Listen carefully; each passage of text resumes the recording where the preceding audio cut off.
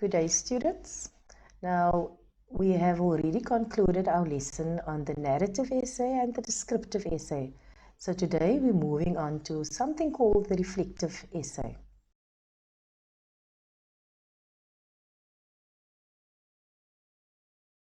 What is the reflective essay?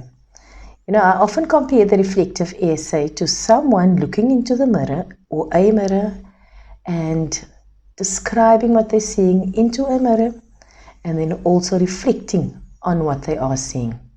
So think of it as if somebody is looking into a mirror or a crystal ball where you describe either something which happened in your past or you project yourself into the future and you think about events which you would like to see happening in your future.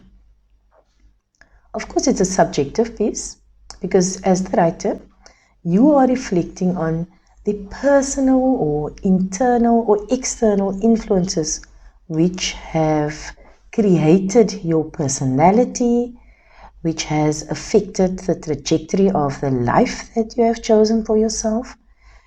But in essence, it is about the individual describing the experiences and then evaluating the experiences and determining if those experiences indeed had an impact on the person that they are currently. So in order for you to do this, you need to recreate your feelings so convincingly that your reader is going to be able to empathize with your story and also your experiences. What does that mean? It means that you must create a story that is not only your story, but it is also an example of what so many other people out there is experiencing. And through that, you create a universal experience. And obviously, you're going to also find that people are going to want to read the story because it resonates with perhaps their own emotions, their own experiences, as well as their own circumstances. So your goal is to engage your reader.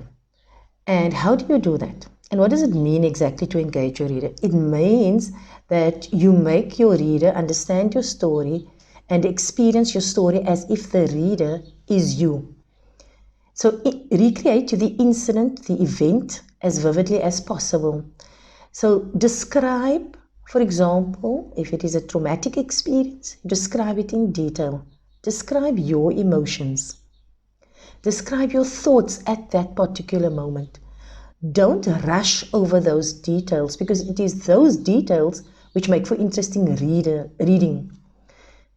In addition, if it is a perpetrator who has committed something against you, once again, describe the details of those actions, describe the details of the person. Obviously, as the first person narrator, you will not be able to relate to the reader what that person is thinking or feeling at that moment, but you can recreate your emotions towards that person. I often find that what makes interesting reading is if you write about, for example, a personal experience, but you generalize it and refer to other events which have happened in your community, in society, which are similar to the events that you've experienced. So you can either start your essay by giving a general overview. For example, if we think of Women's Month, which has just concluded, we think of gender-based violence. If you were a victim of gender-based violence, then you could examine or discuss the universal issue. Use an example of a very popular story perhaps, or a case study of a victim whose experiences became newsworthy, and then relate your story to the universal story. Again, we want readers to find resonance with your story so that they can identify it and so that they wish to read further. So in the past lessons, we've examined the narrative essay and the descriptive essay. And what would be a useful tool here is to merge the genres. You could start your story off as a small little narrative describing your experiences in detail, and then in the subsequent paragraphs, you will write a reflection on that little narrative or anecdote that you've shared with your readers. Good writers use a combination of techniques to tell a story, but be warned, you obviously need to practice this. So if you have selected a narrative essay or descriptive essay or a reflective essay for your final examination, then you need to do as much research as possible to discover for yourself what the skills are that you need to write an effective essay, as well as a possible idea or issue that you could focus on when you are writing that examination at the end of the year. The best examples are the ones which have already been written out there. So it's very easy for somebody to talk about the skills that you need to use, but one also needs to show you how those skills have been utilized by somebody else and how another writer has vividly created that reflective essay. I think it's an essay that students often don't realize they could write about or use, because many opt for the narrative essay, and I feel that the narrative essay can be quite challenging at times. So before we go on to an example of your reflective essay, we're going to examine how to plan for it. Please make sure that you plan effectively and comprehensively, and that your plan is detailed. I'm once again going to emphasize that you must not write a first draft and a final draft in the final examination. There simply is not enough time. So make sure that when you do a very detailed mind map or a spidergram or whatever kind of planning tool you've decided to use for yourself, identify which aspects of the topic or the issue you're going to include in each paragraph. Also consider, how are you going to weave your reflection into the tapestry of your essay and into the tapestry of each of the paragraphs. Make very sure that you do not just write about actions, but that you reflect on the actions of the character, your actions, your thoughts and feelings. It needs to be a combination of all of these. People relate to emotions rather than mere actions. You are creating people here. You're not just creating a plot. And people have different nuances in their characters, and that needs to come across in your writing. We just spoke about characterization. And remember, when we did the narrative essay, there was a detailed description of how you can create your characters and how you can weave them or paint them, whatever it is that you wish to call them. But you need to make your characters come alive. Each character needs to be given a unique voice, remember? Their speech patterns needs to be unique, because that does contribute to our perception of an individual. And obviously you also need to include a descriptive element to add dimension to your writing.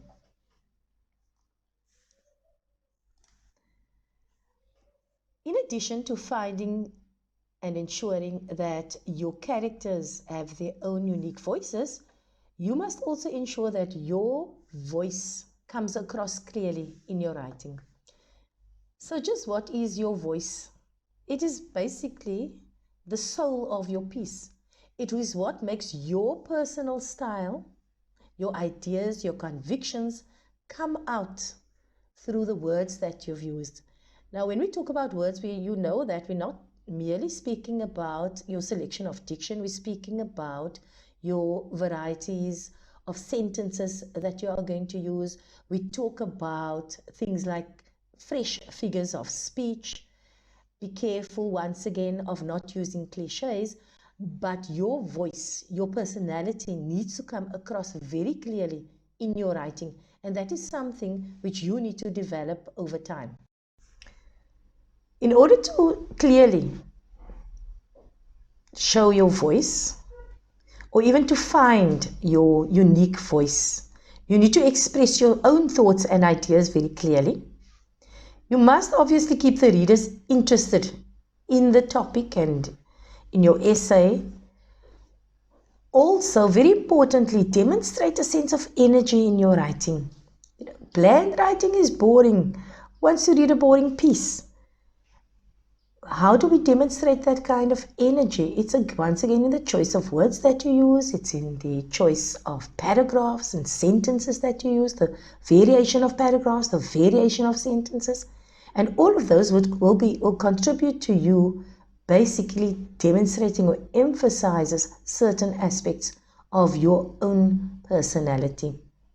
You know, when you pick up a piece, you'll immediately see when the writer has immersed him or herself in writing. It is easy to pick up because it will sound fresh, it will sound energetic and very, very unique. In order for you to write an excellent piece, you need to plan effectively. Often students tell me, Miss, I can't plan. And I say, well, if you don't plan your essay, and then that is going to be reflected in the mediocre story piece that you're going to write. I often find this to be quite amusing, and I say to my learners, sometimes it seems that the writer at some point, if they don't plan effectively, and then it seems as if the essay is writing them instead of the other way around. You obviously need to make sure that your planning contains all aspects that you want to include in your essay. It's going to save you time at the end of the day because once your planning has been done, all you do is you extract information from your plan and then plot it on your essay. Be very careful. I've often found this, that students plan and they do a detailed plan, but somehow the information in their plan does not reach the essay. I don't know what happens in between, but there is very little correlation between the actual essay and the planning. So be careful of that. This is where you start writing your essay. It is in that detailed plan that you are giving. I'm going to reiterate again. Do not write a first draft. There is simply no time. Obviously, the introduction is your first point of contact with your audience, and so you need to hook your audience, and you need to do so effectively. As mentioned in my other presentations, the once upon a time stock introduction is absolutely boring. You can decide, are you going to make a general statement? Are you going to pose a question? Are you going to give a detailed description in order to make sure that your reader is drawn into the piece that you are writing? Your plot, which details what is going to happen in your essay, your sequence of events. At the most basic level, your beginning, your middle, and your end. Are you going to create a plot where you're going to use the flashback method? Once again, what does it mean? Flashback method. You basically see yourself or write about present circumstances and then you reflect on events which occurred in the past. Are you going to start your introduction or your essay? Are you going to start in the past and then move towards the present? Or are you going to give a blow-by-blow account of events as they occur? And so in order to do this, you must make sure that you are using your tenses effectively. If you're writing about events in the past, you must make sure that you use past tense verbs. If you are writing about events in the present, you need to make sure that you are using present simple tense. Once you have decided on your introduction, you then plan how you're going to populate the body of your essay. At that stage already, you should know how many paragraphs you are going to use. A simplistic formula of saying I'm going to use 5 paragraphs, I think, for the 450 to 550 words that is required is simply possibly not going to be enough, and you might find yourself having to use more paragraphs, and so be it. Because this is such a creative piece, you can actually vary the lengths of paragraphs as you see fit. A paragraph can constitute of merely one word, one sentence. It does not have to be a sequence of sentences. You can decide about that, about the structure of your essay. Let's take the example in front of you. Here we have just a guide. Remember, your first paragraph in your body, which is ultimately paragraph 2. In that paragraph, you can give a detailed description of the event as it happened in the past. Reflect on your feelings and thoughts at the time. Remember, as we mentioned in the other lessons, you don't have to show, you don't have to tell, but rather you show. Instead of saying you were disgusted, describe the event which shows and details your disgust without even using the word disgust. Use your senses strategically. Just a quick recap on what an effective writer does. An effective writer will vary the length of sentences and paragraphs. They will navigate their tenses strategically.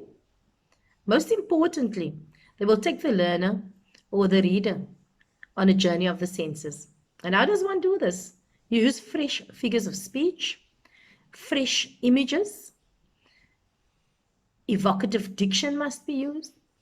And then, as I mentioned previously in one of my other lessons, think of yourself as a cook who's creating a special dish. And you need to use a combination of all those grammatical techniques to spice up your writing. In saying that, you can also use punctuation very effectively.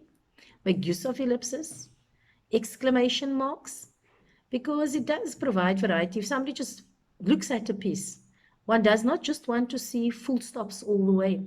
There are various punctuation marks and each one has a particular function that it performs. Know your grammatical constructs so that you can effectively use it in your writing. Place logical connectors at pivotal points in your essay so that it shows a progression of your ideas.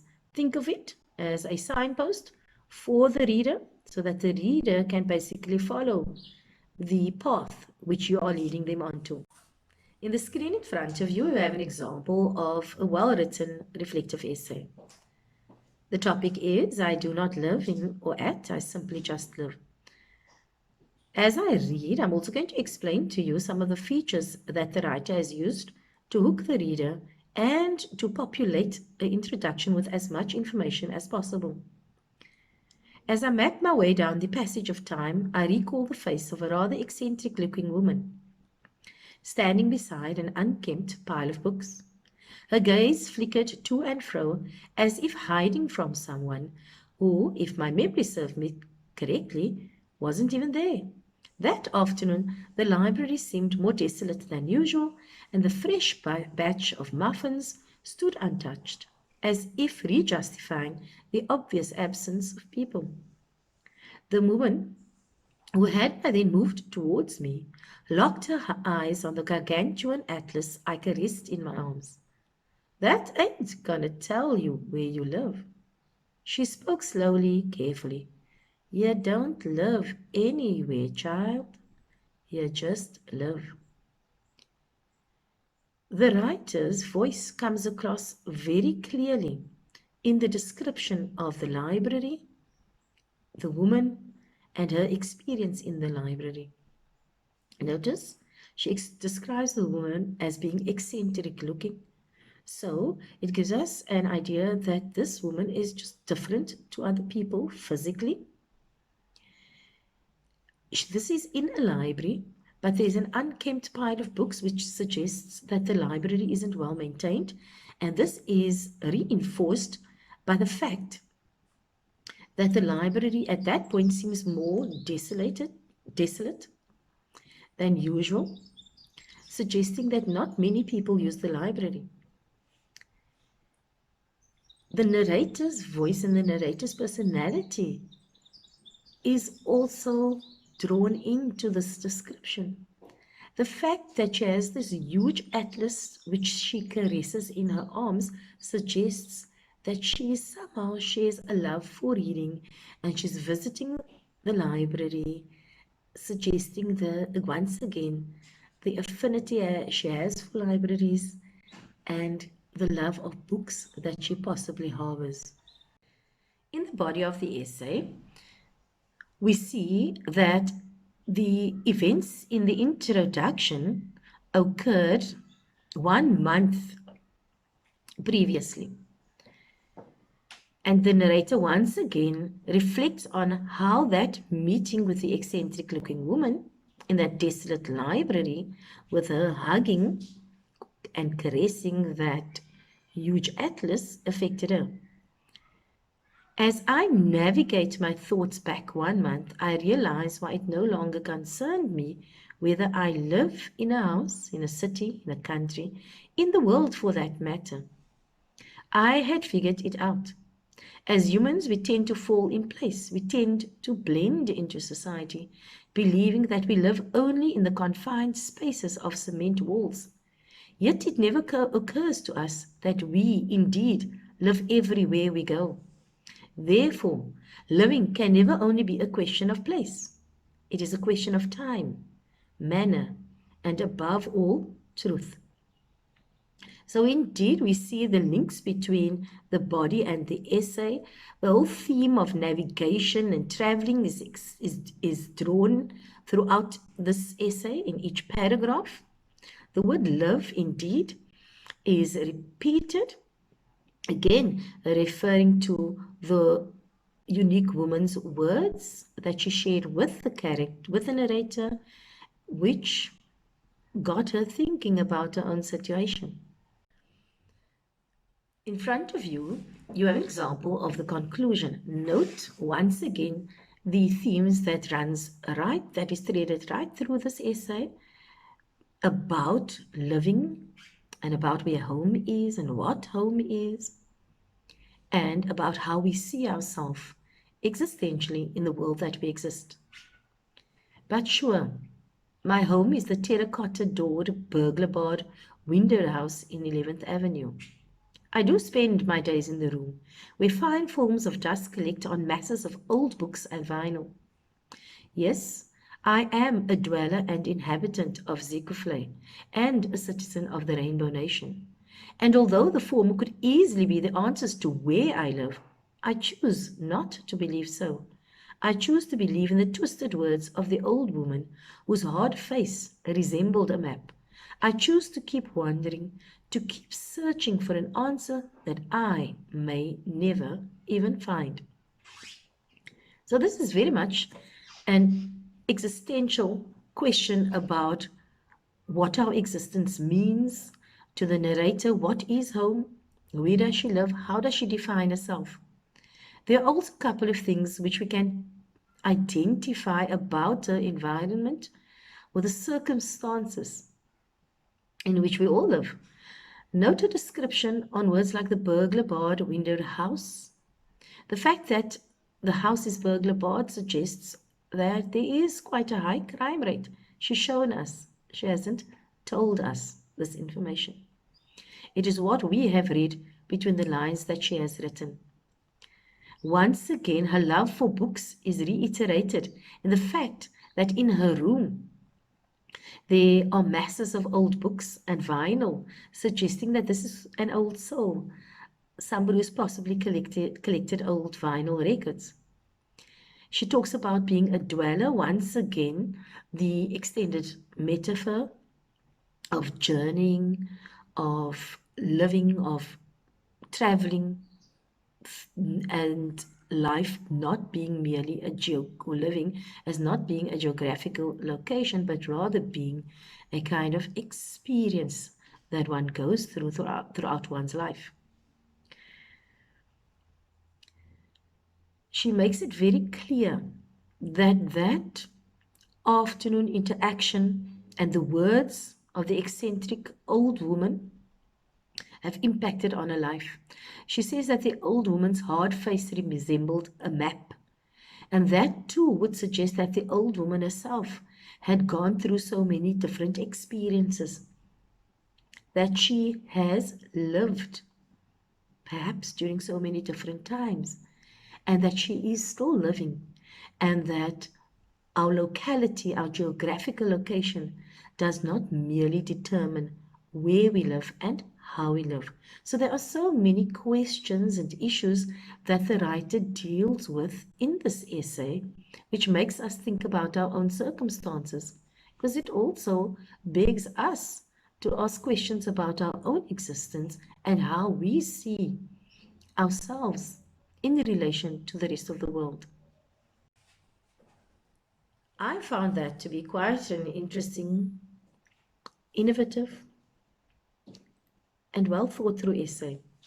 So I want to reflect on some of the techniques that this writer has used. She gave us a very detailed description of a setting and the characters in the introduction, and she included a little dialogue as well. And so the dialogue makes the old woman real to us. It gives her a voice, it gives her a vocabulary, and through that we can determine the kind of person that she is. Note the geographical references that are woven throughout the text. Words like map and navigator and dweller, home, living everywhere, all of those are woven through this tapestry and the theme that the writer wishes to share with us about life and how we see ourselves and where we live. The characters, that includes the narrator and the old woman, each have a unique personality. A physical appearance is mentioned. The fact that her face looks like a map, and I mentioned earlier on what it does suggest about her. The narrator's character and opinions also come across vividly, not only in the words that she's used to reflect her opinions, but also in the description of her surroundings. And so you too can recreate your story in a similar way. Be very careful that it is not a mundane retelling of certain things. Remember, stretch out events. Think of your eye as being that of a camera and taking the reader through that.